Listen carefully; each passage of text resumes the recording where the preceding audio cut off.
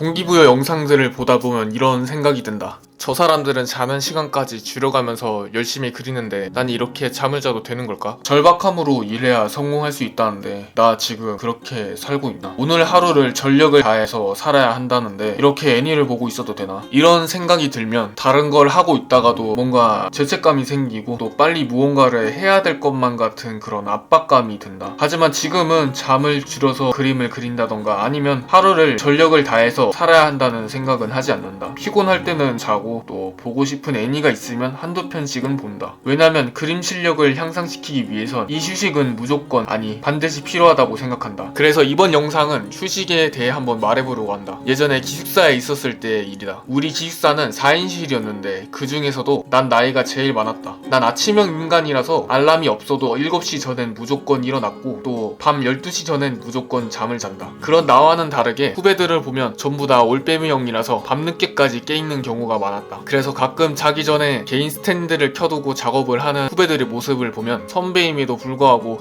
후배들은 저렇게 열심히 하는데 나도 지금 이렇게 잘 게 아니라 작업을 해야 되지 않나 라는 생각이 들곤 했다. 그래서 잠을 자도 자는 것 같지가 않았다. 그렇다고 해서 그들이 자는 아침 시간에 내가 뭐 작업을 열심히 했던 것도 아니어서 이런 생각들이 더 많이 들었던 것 같다. 한 번은 그런 생각들을 하는 와중에 나도 열심히 해야겠다는 의욕이 생겨서 자는 시간을 줄여가면서 작업을 했던 적이 있다. 그땐 거의 새벽 2, 3시까지 작업을 하면서 학교 생활을 이어갔었는데 물론 그 시간 동안 온전히 작업만 하진 않았지만 그래도 평소보다 더 많은 공부를 했었다. 하지만 곧바로 부작용이 나타나기 시작했는데 애초에 나 자체가 몸이 그리 건강하지 않았고 또 그때 멘탈도 엄청나게 약해서 작은 일에도 예민하게 반응하고 짜증도 많이 냈다. 그런 생활들이 한동안 계속 지속되다 보니까 학기 말 땐 몸과 마음이 완전히 망가진 상태였고 방학 동안에도 상태가 여전히 좋지 않아서 1년을 휴학했었다. 아마 저 때가 내 인생 최대의 암흑기였지 않았나 싶다. 지금 와서 생각해보면 쉬지 않고 그냥 열심히만 하면 뭔가 되는 줄 알았다. 실제로 주변에 그런 사람이 있어서 그런지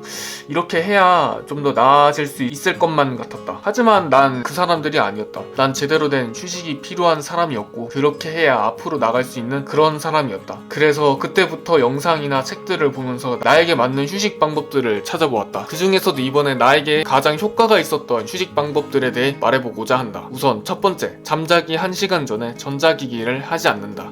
대부분 알 거라고 생각하지만 스마트폰이나 모니터에선 블루라이트라는 빛이 나오는데 이 빛을 잠자기 전에 쬐게 되면 잠을 푹 잘 수가 없다. 실제로 나도 늦은 시간 동안 전자기기를 한 다음에 잠을 자게 되면 정신이 깨어있는 듯한 그런 기분이 들었고 또 아침에 일어나도 뭔가 개운하지가 않았다. 반대로 전자기기를 하지 않았을 때 그날은 뭔가 그림의 퀄리티나 일의 능률이 더 올라갔던 것 같다. 그래서 정말 바쁜 일이 아니라면 자기 전에 전자기기를 하지 않으려고 노력하고 있다. 두 번째, 몸의 감각을 느낀다. 솔직히 이 방법이 가장 효과가 있는 동시에 가장 지키기 어려운 것 같다. 휴식에 관한 내용들을 보다 보면 흔히 접할 수 있는 방법 중 하나인데 말 그대로 내 몸의 감각을 느끼는 거다. 예를 들어서 호흡을 느긋하게 한다던가 아니면 현재 내 배의 온도라던가 또 머리는 맑은지 아니면 다리는 피로하지 않은지를 천천히 내가 느끼는 거다.